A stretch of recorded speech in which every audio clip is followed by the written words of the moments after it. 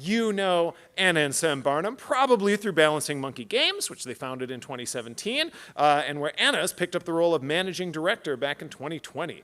You may also know her from joining the NZGDA Board back in 2025, and what is that? Elected to chair in 2026. Prior to this, Anna's managed a medical center for 5 years, gained a master's in psychology, has worked in fundraising, volunteer coordination, and tutoring disabled adults. You'll also see them around as fixtures in Dunedin, one of the early people working with code and building up the amazing scene in Dunedin. They're at NZGDC. They've spoken at Play-by-Play before. They're people who uplift their industry. And today is talking about Yes, I can. I don't even know what that means, but I love it, and I can't wait to see the context, is the one, the only, you know where you love her, Anna Barham! That was amazing, Rick. Thank you for the build-up. I do have to make a slight correction. It's Anna Barham. There's no N in the middle. You're right. It's a common mistake. I now, whenever I'm introducing myself, giving my name or anything, that's Anna Barham, B for banana, A-R-H-A-M for monkey, Barham. I'm never going to do it wrong again. Thank you.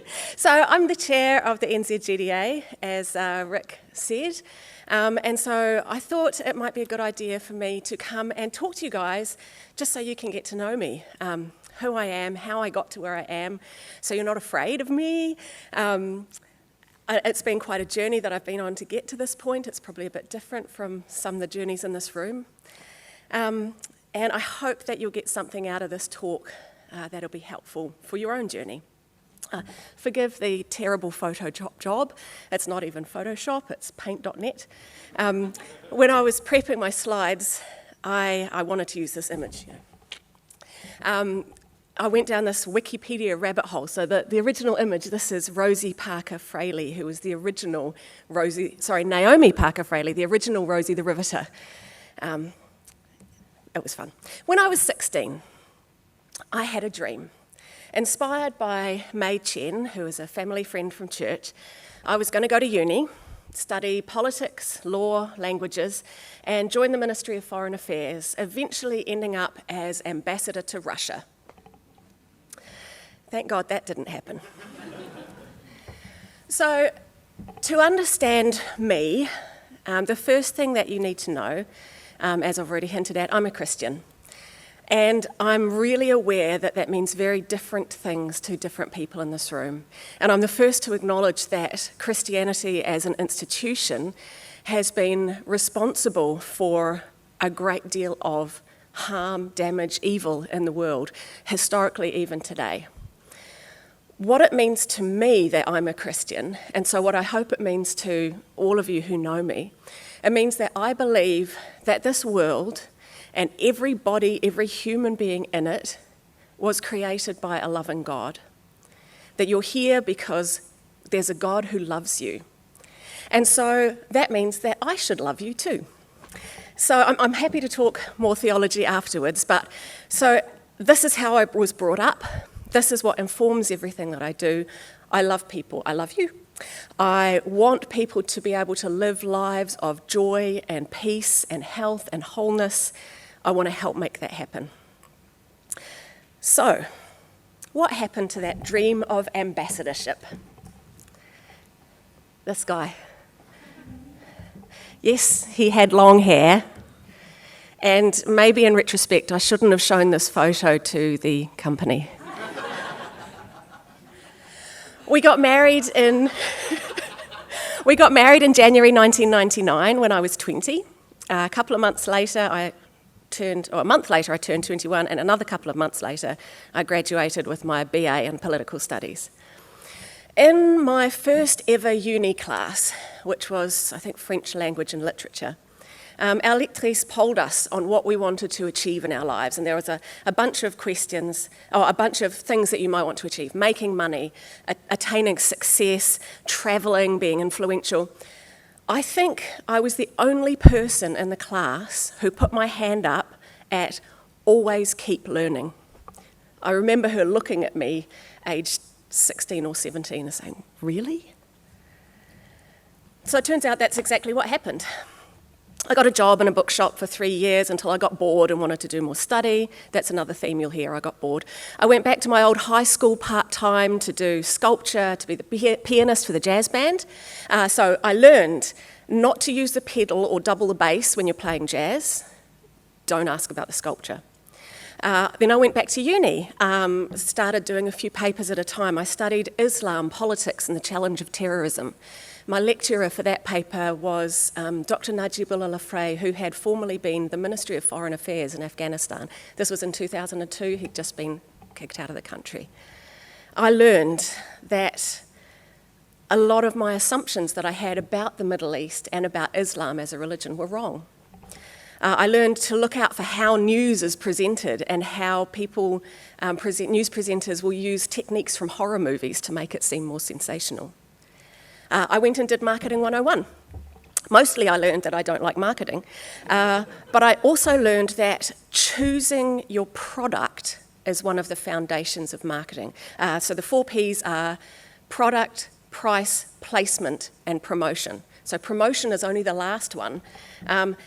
When you're starting out as an indie developer, if you ever want to make money from your project, you need to think about what you're going to make and who you're making it before you start down the track. Anyway, I changed jobs. I went to work at Bedazzled Bead Shop in the Golden Centre Mall, and then this little guy came along. Isaac was born in 2003, and I think that being a parent has taught me the most of anything that I've done in my life. I learned how important sleep is. I also learned that 5 hours sleep a night is actually fine for weeks or months at a time. I learned that there is a phenomenal amount of conflicting advice in the world, and a lot of it is bullshit. I learned the importance of having a supportive community around you. As they say, it takes a village to raise a child. It's so true. I learned that I am capable of giving more and loving more than I ever thought I could. So this kind of started the next phase of my life. From then on, pretty much all my jobs came about because someone or some cause that I cared about needed help. And I thought, yes, I can. I could do that. So in 2004, one of my friends from church, music team, announced that she was setting up an art gallery to showcase Christian artists' work, and it would be partly funded by having a cafe in it. She was looking for help. Had I ever made coffee before? No. Did I like coffee? Also no. Did I realise that coffee gave me migraines? Sadly, no. Not for years. I learned how to coordinate a team, I learned food safety, I learned how to make a decent cup of coffee. I learned that when I'm unsure of myself, I often talk louder and sound more confident than when I actually know what I'm talking about. So the true expert is the one who says, it depends. One day another friend from church, an occupational therapist, phoned and asked if I could consider taking on teaching a class in jewellery making and another one in music to adults with disabilities. I said, I've never worked with people with disabilities before. Honestly, I was a little bit scared of disabled people because I'd never worked with them before. And so I said, oh man, I would have so much to learn. She said, that's exactly the attitude we're looking for. So from that, I learned that, the notes don't fit on my screen. From that, I learned that people are capable of much more than you think if you look beyond what they can't do and instead look at what they can do. Sometimes you just have to get really creative. Then this little guy came along. Before he was born, by this time, I had decided that I knew all about raising kids, having had one, and I wanted a career as the next super nanny. So I went back to uni to finish off my dip grad that I'd started, but I added an endorsement in psychology. The plan was to finish that dip grad one paper at a time, then do my master's in psychology, then get into clinical psychology, become a clinical psychologist. Then the second little guy came along. I got another part-time job working in a cafe from a church friend who needed help. We bought a house, another pregnancy after somewhere around buying the house. It's all a haze. That third pregnancy was a doozy.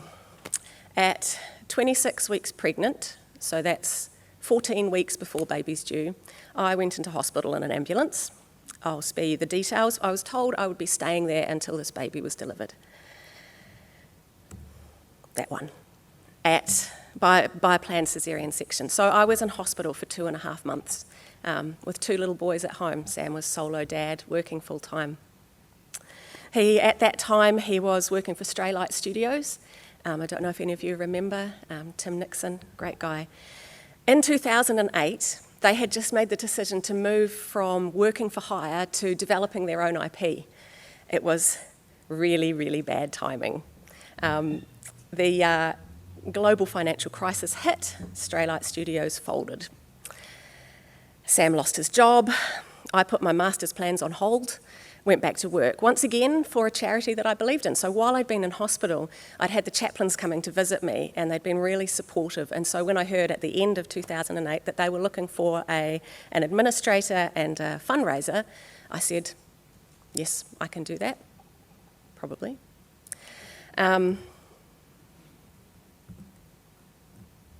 That's confusing me now. So I learned. I did my research when I applied for that job. I had a chat with one of the chaplains who was already a friend. She told me all the things about the previous administrator that had annoyed them. So in my interview, I made sure to point out how I would not do that. So I got the job. I learned how trust boards work. I think this was my first governance role. I was the secretary. I learned how to take minutes, what to leave in, what to leave out. I learned how important secretaries are, and I'm not sure how long that's going to continue to be the case. But if you want something done by an important person that has a secretary, make friends with a secretary. After a couple more years, of course, I got bored, went back to my studies part-time. By this time, when this one was old enough and went to school, I went back to study full-time, So I went back to uni full-time in 2013.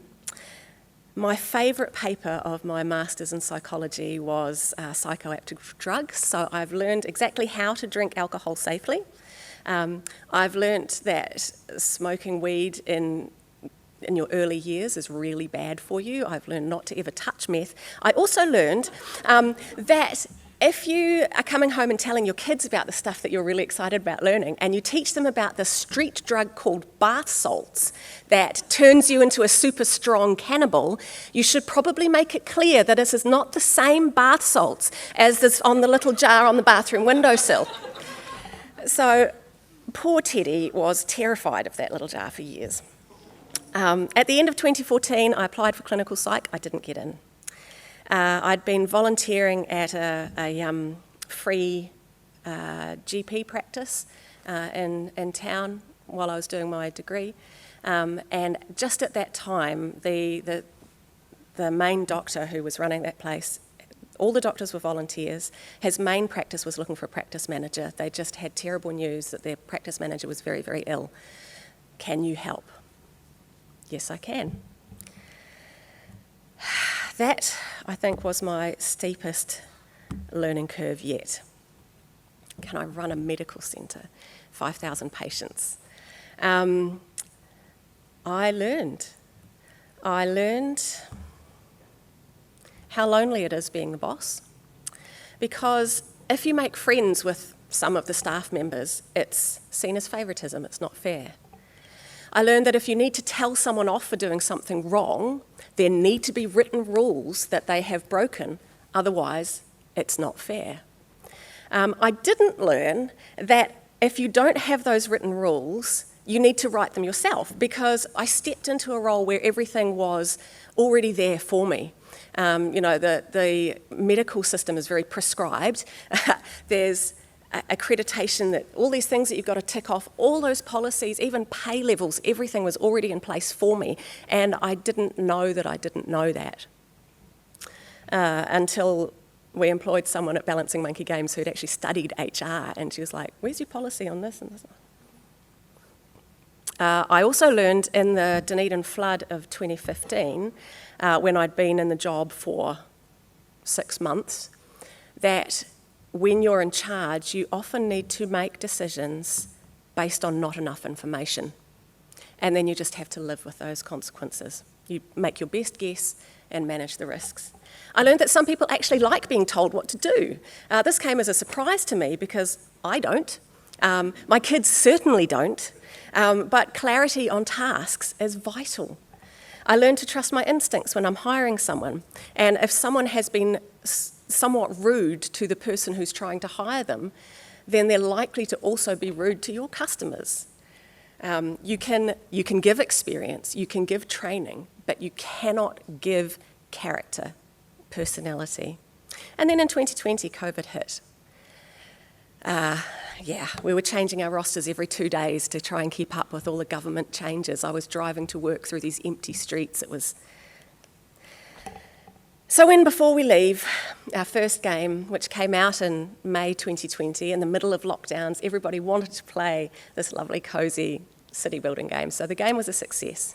So we decided to hire the 2 contractors who had been working for us as employees, and suddenly there was payroll to do. So Sam said, Anna, can you help? Of course I can. I was quite happy to leave at that point. That was a whole other learning curve. A lot of the things that I've already talked about, I kind of built on. All the extra things of how to handle multiple currency transactions and how to reconcile them in Xero. And yeah. As for the getting into the NZGDA, I'd spent 3 or 4 years in the company, getting to know you guys, coming along to conferences, making friends, starting to feel at home here. And then in 2023, the NZGDA Board, and correct me if I'm wrong, had 1 woman on the board. And that woman was the secretary. And I was appalled. I actually talked to her and she said, no, I volunteered. It wasn't that someone said, you be secretary. She wanted to do the job. And she's actually still in that role. That was Alyssa Snowball, she's amazing. So I put up my hand. I said, you need more women in the NZGDA. I said, I'll run. So I ran unopposed for the Indy chair in 2025. And so I was on the board for a year. At the start, when I came on board, because I'd had this experience of governance, I'd been a secretary. Between then, which I haven't gone into, I'd also been the treasurer at my choir. I've been on the trust board of the Straight Up Trust running youth development programs. And so I was like, okay, I'm interested in chair role or treasurer. I don't want to be a secretary again, thank you. Quickly learnt that Lance, who is the treasurer of the NZGDA, is an absolute machine, and there was no way I was going to try and take over from him. And when I saw how hard Carl worked as the chair, I said, actually, no, I don't want to do that anymore. It looks like a lot of work. And then towards the end of last year, Carl contacted me and said, Anna, I'm planning to step down. Could you please consider running for chair? So I did. So my vision as chair, it was never something that I intended to do. But what I do bring to it is a lot of years of governance, a lot of years of understanding how boards work, a lot of years of understanding how people work, and a lot of years of caring. So what I want to do as the chair is, number one, listen to you guys. I want to hear from you what you need so that we can make sure that you are actually being represented in the decisions that we make, the programs that we offer, the news that we share overseas, the partners that we bring in from overseas. I also have a sidebar vision, which is to make sure that the board is governing really well, that we're doing the governance procedures correctly so that it's all set up when the next person comes in to take over from me. So that's me. In a nutshell, here is the slide of all my distilled wisdom of the last 30 odd years. So if you want to take a photo of a screen, that's the one to take a photo of. No one's taking it, their phone's great, that's cool. One, sweet. You can learn. You can learn. Confidence doesn't necessarily indicate competence. You can't teach character. try for the things that you think you could probably do but have still some learning to do, because you can learn. And you can ask. I think I've left some time. Yeah, I think we've got like 10 minutes. So I would love to take questions right here on the floor, or I will be out there in the meeting area afterwards. Yep, I'll keep the time, but we do have a few minutes for questions here. So Yeah. Oh, also, if you want to be in touch with me, I'm on LinkedIn daily to do the puzzles, as some people here might... We're often fighting for Yeah. And Victoria Kerr, man. She's often first, and then I'm...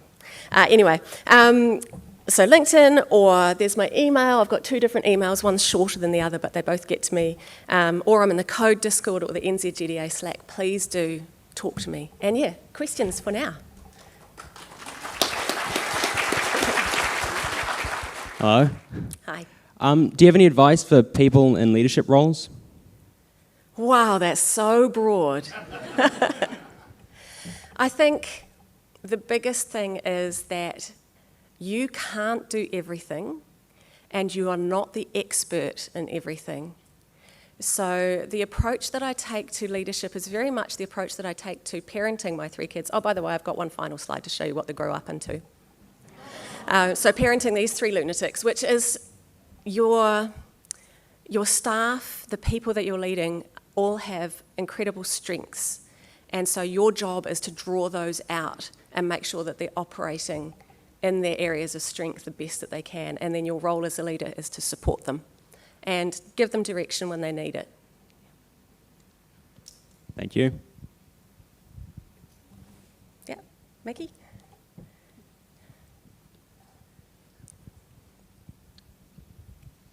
Kia ora, Anna. Go on, Mickey.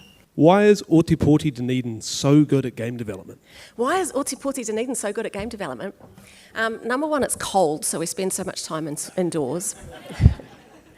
Number 2, that's where Code was originally set up. So we have had the benefit of the Centre of Digital Excellence supporting us. They are incredibly supportive. Our first game came out before they were doing their grant funding, but even so, they've supported us all the way through, and the combination of mentoring and just endless streams of wisdom from these experts, and also the collaboration that we look after each other. So that's would be my answer. Yeah. One more? I'll meet you outside. Awesome. Thank you very much, everyone.